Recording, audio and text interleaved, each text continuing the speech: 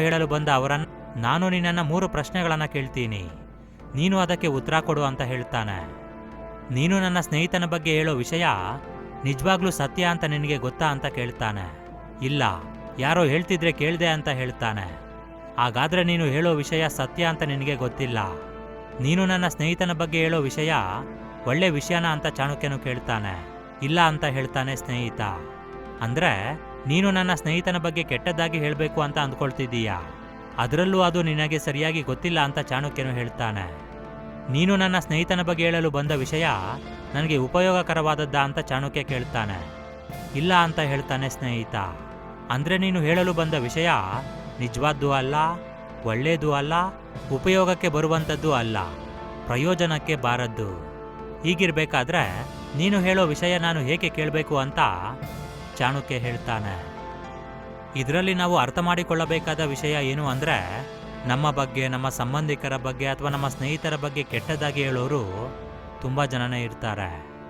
ಆ ಸಮಾಚಾರವನ್ನು ಕೇಳೋದಕ್ಕಿಂತ ಮುಂಚೆ ಈ 3 ಪ್ರಶ್ನೆಗಳ ಬಗ್ಗೆ ನೆನಪಿಸಿಕೊಂಡರೆ ನಮ್ಮ ಸಂಬಂಧಗಳು ಮುರಿದು ಹೋಗೋದಿಲ್ಲ. ನಮ್ಮನ್ನು ಹಾಳು ಮಾಡಬೇಕು ಅನ್ನೋರು, ನಮ್ಮ ಬೆಳವಣಿಗೆಯನ್ನು ನೋಡಲಾಗದವರು ನಮ್ಮ ಸುತ್ತಮುತ್ತ ತುಂಬ ಜನ ಇರ್ತಾರೆ.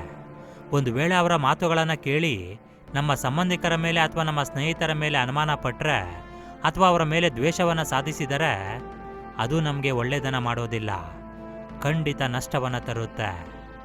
ಯಾರಾದರೂ ನಿಮ್ಮ ಹತ್ರ ಚಾಡಿ ಹೇಳೋದಕ್ಕೆ ಬಂದರೆ ಅವರು ಹೇಳುವ ಮಾತುಗಳು ಎಷ್ಟರ ಮಟ್ಟಿಗೆ ಸತ್ಯ ಅನ್ನೋದನ್ನು ಖಂಡಿತ ಪರಿಶೀಲನೆ ಮಾಡಿ.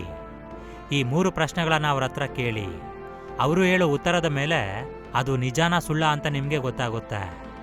ಚಾಣಕ್ಯನು ಹೇಳಿದ ಈ ಮಾತುಗಳು ತುಂಬಾ ಪವರ್ಫುಲ್. ನಮ್ಮನ್ನು ಹಾಳು ಮಾಡೋದಕ್ಕೆ ನಮ್ಮ ಸುತ್ತಮುತ್ತ ತುಂಬ ಜನ ಇರ್ತಾರೆ. ನಾವು ಚೆನ್ನಾಗಿರೋದನ್ನು ಇಷ್ಟಪಡೋದಿಲ್ಲ, ನಾವು ಹಾಳಾಗೋಗೋದನ್ನು ಇಷ್ಟಪಡೋದಿಲ್ಲ. ನಾವು ಏನೇ ಆದರೂ ನಮ್ಮ ಮೇಲೆ ಚಾಡಿ ಹೇಳುತ್ತಾ ನಮ್ಮನ್ನು ಕೇವಲವಾಗಿ ನೋಡೋರು ನಮ್ಮ ಸುತ್ತ ತುಂಬ ಜನ ಇರ್ತಾರೆ. ಅವರ ಹತ್ರ ತುಂಬ ಕೇರ್ಫುಲ್ ಆಗಿ ಇರಬೇಕು. ಇದನ್ನೇ ಚಾಣಕ್ಯನು ತನ್ನ ಚಾಣಕ್ಯ ನೀತಿ ಪುಸ್ತಕದಲ್ಲಿ ಹೇಳಿದ್ದಾನೆ. ಇಂತಹ ಅನುಭವ ಖಂಡಿತ ನಮ್ಮಲ್ಲಿ ತುಂಬ ಜನಕ್ಕೆ ಆಗಿರುತ್ತೆ. ಅಂದರೆ ಚಾಡಿ ಹೇಳೋದು, ದುಡ್ಡಿಗೆ ಮೋಸ ಮಾಡೋದು, ಇಂತಹ ಅನುಭವ ಖಂಡಿತ ಆಗಿರುತ್ತೆ. ಒಂದು ವೇಳೆ ನಿಮಗೂ ಆಗಿದ್ರೆ ಎಸ್ ಅಂತ ಕಮೆಂಟ್ ಮಾಡಿ. ಓಕೆ ಫ್ರೆಂಡ್ಸ್, ಈ ಒಂದು ವಿಡಿಯೋ